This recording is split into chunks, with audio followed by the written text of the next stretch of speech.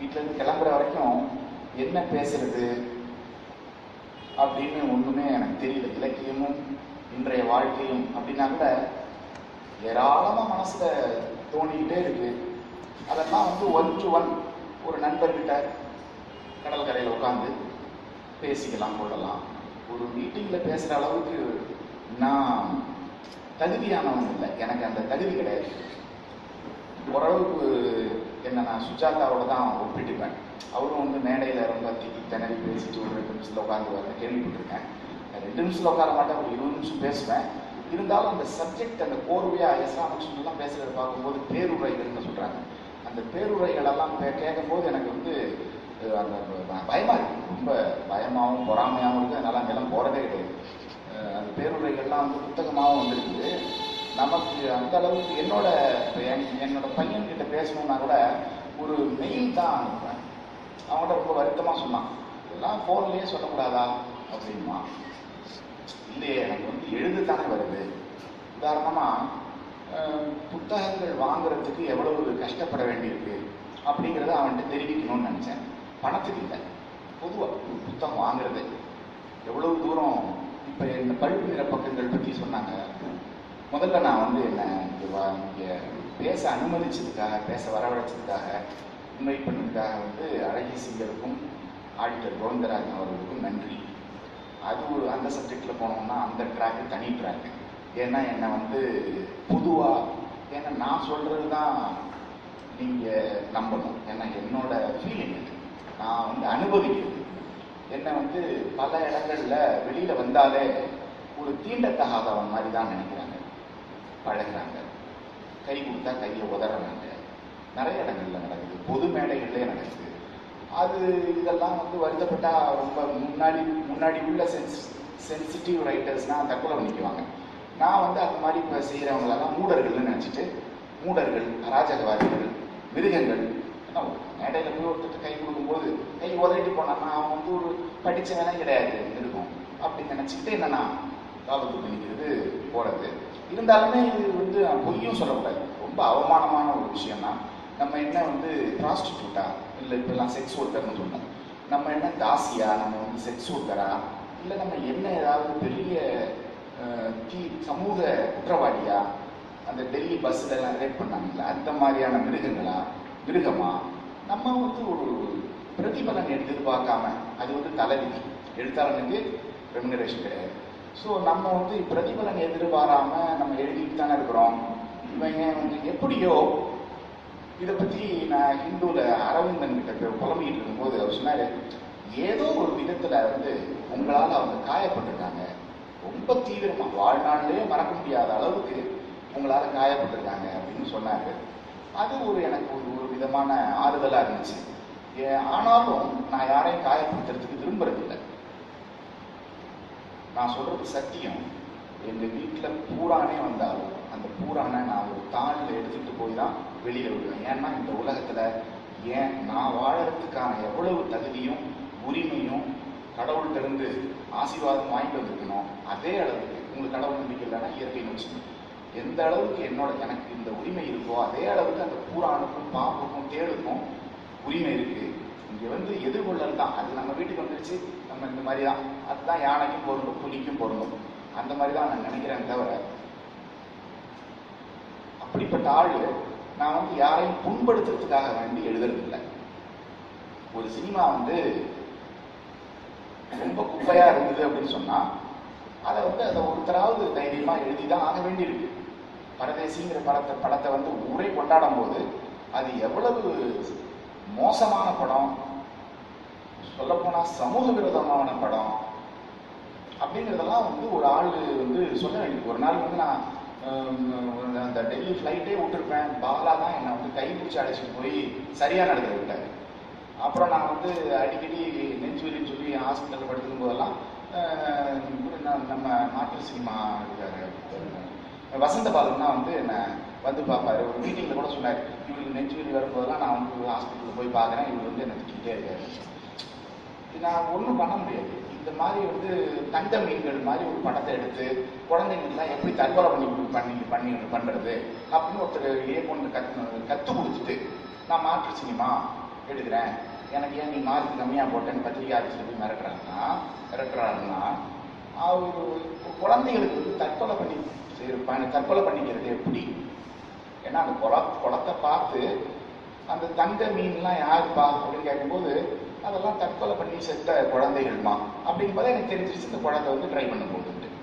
ரொம்ப சிம்பிள் இந்த உண்மையெல்லாம். குழந்தைகளுக்கு தற்கொலையை கற்பிக்கிறது அவங்கெல்லாம் மாற்றி செய்யணும். இதெல்லாம் வந்து ஒருத்தர் சொல்லி ஆக வேண்டியிருக்கு இல்லையா? அப்போ அவங்கெல்லாம் வந்து என்ன ஜென்ம விரோதியாகவும் அவங்க மேல பர்சனலா எனக்கு எதுவுமே கிடையாது. அந்த ப்ராடக்ட் தான், அந்த கிரியேட்டிவ் ஒர்க், அதை பத்தின என்னுடைய விமர்சனத்தை வைக்கிறதுனால நிறைய பேர் வந்து இவன் கெட்டவன், மோசமானவன். உண்மையில நீங்க வந்து எனக்கு பாராட்டணும். அதாவது அந்த ஆள் எனக்கு ஒரு உண்மையை சொல்லியிருக்காங்க. நான் வந்து எக்ஸைல்ங்கிற நாவலை வந்து 300 பக்கம் எழுதினது 1000 பக்கமா மாற்றி எழுதி ஒரு 10 பேர்கிட்ட என்னோட க்ளோஸ் ஃப்ரெண்ட்ஸ்கிட்ட கொடுக்கும்போது 10 பேருமே அதை வந்து நல்லா இல்லைன்ட்டாங்க. இதுக்காக நான் வந்து தமிழ்நாட்டில் இதுக்காக நான் வந்து ரொம்ப பெருமைப்படுறேன். ஒரு 10 க்ளோஸ் ஃப்ரெண்ட்ஸு என்கிட்ட வந்து நல்லா இல்லை அப்படின்னு சொல்ற அளவுக்கான வாசலை திறந்து வச்சிருக்கிறேன். அந்த அளவுக்கான ஸ்பேஸ் என்கிட்ட இருக்கு அப்படிங்கிறதுக்காக நான் ரொம்ப பெருமைப்படுறேன். அப்படி உண்மையை சொல்றதுக்காக அவங்கள வந்து நான் வச்சு அப்படி இருக்கிறதுக்காகவும் ரொம்ப சந்தோஷமா இருக்கு. இப்படி 10 நண்பர்கள் எந்த நடிகருக்காகவாவது எந்த எழுத்தாளருக்காவது இருக்குமா அப்படிங்கிறது எனக்கு தெரியல. ஜவுளி கடையில இருந்து வாங்கிட்டு வந்து அந்த இது கூட மடிப்பு கூட மறையாம ஜவுளி கடையோட இந்த இது கூட போட்டுட்டு ஸ்கிரீன்ல வரும்போது இருக்கிற இயக்குனர்கள், உதவி இயக்குனர்கள், அவரோட ஃப்ரெண்ட்ஸு, தமிழகத்தின் முதன்மை எழுத்தாளர், இவங்கெல்லாம் சொல்ல மாட்டாங்களா ஜவுளி கடையில் வாங்கிட்டு வந்து துவைச்சிட்டு போட்டுக்குங்க அப்படின்னு சொல்ல மாட்டாங்களா? இதெல்லாம் இப்படி வந்து சொல்றதுக்கு இடம் இல்லை. அதுதான் விஷயம். இவரும் 24 மணி நேரம் பேசுவாரு, நடிகரும் 24 மணி நேரம் பேசுவாரு. 2 பேரும் சந்திக்கும் போது யாரு பேசுவாங்கன்னு ரொம்ப ஆச்சரியமா கேட்டுக்கிட்டு இருந்தேன். எழுத்தாளர் பேச மாட்டாரு அப்படின்னு தெரியும். அப்பதான் எனக்கு நிம்மதியா தூக்கம் வந்துச்சு. என்னன்னா 2 பேருமே 24 மணி நேரம் நான் ஸ்டாப்பா பேசுறவங்க. ரொம்ப ஆச்சரியப்பட்டேன். அப்போ ஸ்பேஸ் அங்க இல்ல. அந்த நடிகருக்காக நான் ரொம்ப வருத்தப்படுறேன். உங்கள்கிட்ட ஒரு விஷயத்த சொல்றதுக்கான ஸ்பேஸே நீங்க கொடுக்கல. உங்களுக்கு வந்து ஒரு நண்பருமே இல்லை. என் நாவலை நான் சொல்லி கொடுக்குறேன். என்னுடைய ராசலீலாவை விட நான் மதிக்கிற நாவல், என்னுடைய ரத்தம், என்னுடைய வாழ்க்கை. இந்த நாவலுக்காக என்னுடைய வாழ்க்கையை பணயமாக வச்சிருக்கேன். இந்த நாவலை வந்து என் கூட இருக்கிறவங்க எல்லாம் படிச்சா என்னை விட்டு ஓடிடுவாங்க அப்படின்னு சொல்லி அந்த நாவலை வந்து நான் 10 பேர்கிட்ட கொடுக்கும்போது நல்லா இல்லைன்னு சொல்றேன். அப்புறமா அதை நான் வந்து திரும்ப எழுதுறேன், திரும்ப அதை மாற்றிக்கிட்டு எழுதுறேன். அப்படி நம்ம வந்து ஒரு விஷயத்தை கிரிட்டிசைஸ் பண்ணும்போது அந்த கிரிட்டிசைஸ் பண்றவனோ அவன் வந்து எதிரி அப்படின்னு நினைச்சுக்கிட்டு, அது ஒண்ணு. நான் ஒரு தீண்டத்தகாதவனா நினைக்கப்படுறதுக்கு அது ஒரு காரணம். இன்னொரு காரணம், என்னோட ரைட்டிங்ல செக்ஸும் இருக்கு. செக்ஸ் இருக்குன்னு சொல்ல மாட்டேன். என்னோட பர்சனலா கேட்டீங்கன்னா நான் இன்னும் பாலியலை எழுதவே ஆரம்பிக்கிறேன்னு தான் சொல்லுவேன். ஒரு வீட்டில் வந்து பூஜை அறை எப்படி இருக்கோ, ஒரு வீட்டில் வந்து பெட்ரூம் இருக்கோ, அந்த மாதிரி தான் ஒரு 1000 பக்கத்துல ஒரு 100 பக்கம் செக்ஸ் கண்டென்ட் இருக்கும். ஆனா அந்த 100 பக்கமே இங்க நம்ம தடுக்கப்பட்ட விஷயங்கிறதுனால 1000 பக்கமா நமக்கு தெரியுது. அந்த காலத்துல வந்து ஒரு 17வது 18வது நூற்றாண்டுல தாசிகளுக்கு வந்து சமஸ்கிருதம் தெரியும், வேற வேற லாங்குவேஜ் தெரியும். பிரெஞ்சு தெரிஞ்ச தாசி கூட தஞ்சாவூர்ல இருந்திருக்காங்க. இப்படி நாட்டியம் தெரியும், பல்வேறு விதமான கலைகள் தெரியும். அவங்க கிட்ட போய் சொத்தையே இழந்தவங்க எல்லாம் உண்டு.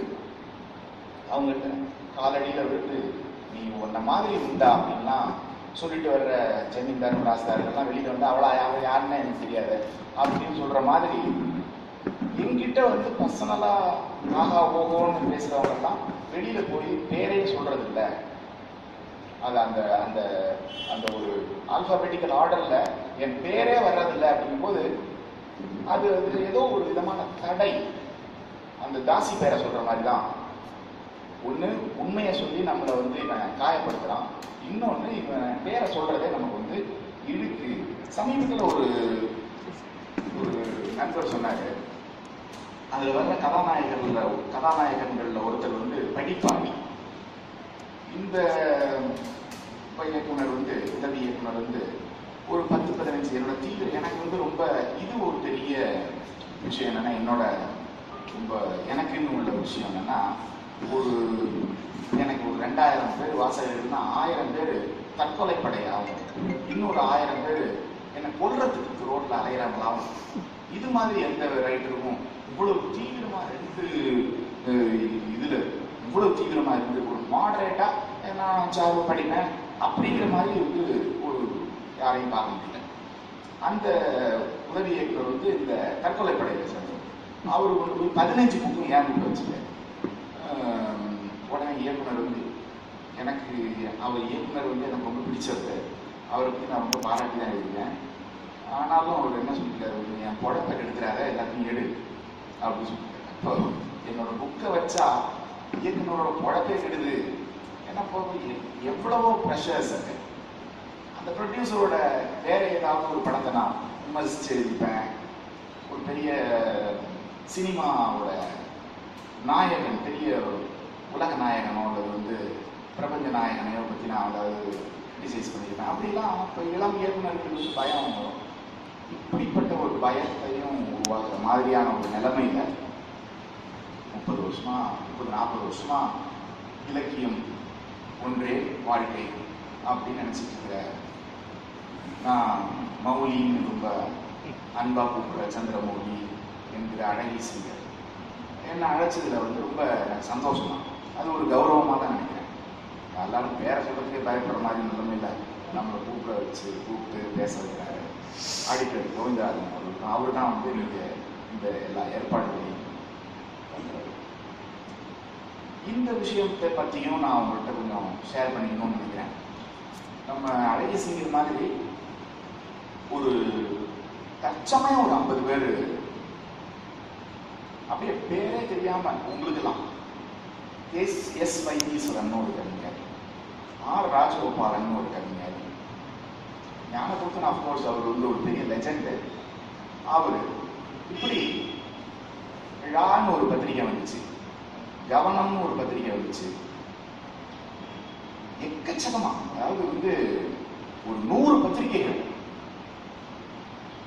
சம்பளத்துல இருந்து எடுத்து சொத்தை வித்து இப்படிதான் வந்து எழுதி எழுதி எழுதி எழுதி குமிச்சுட்டாங்க.